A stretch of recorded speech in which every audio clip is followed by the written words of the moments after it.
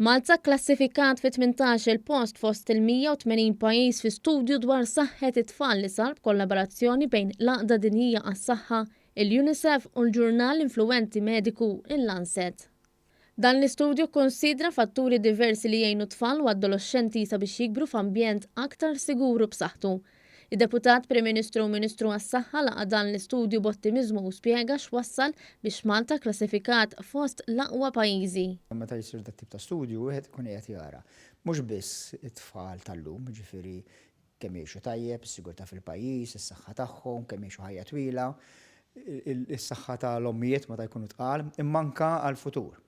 U allura kemm qed niġġis fl-arja, kemm hemm l-ambjent li huwa tajjeb għat-tfal, is-sigurtà tal-pajjiż ġifieri x'possibilità li tfal jgħaddew minn xi accident jew kien hemm xi vjolenza fuqhom, u f'daw il-fatturi kollha Malta ikklassifikat mal-ewwel 10%.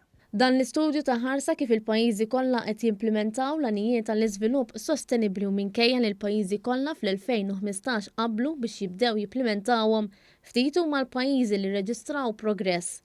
L-istudju wera li Malta rreġistrat riżultati aħjar mill-Istati Uniti, l-Awstralja, il-Kanada, l-Italja u l-Awstrija. Infatti Malta rreġistrat l-aqwa punteġġ fejn jidħlu fatturi bħal maternità, l-aċċess għas-servizzi tas-saħħa, l-iġene bażika u n-nuqqas ta' faqar estrem fost oħrajn. Filwaqt li kisbet punti għolja fatturi li jwasslu għas-suċċess bħal-edukazzjoni, in-nutrizzjoni u l-protezzjoni mill-vjolenza.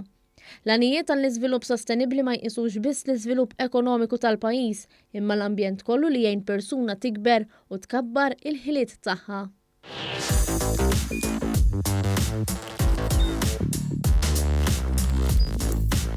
Idħol fuq one.com.mt u hemmhekk tista' tara l-programmi kollha li jxandru fuq One permezz ta' One Play.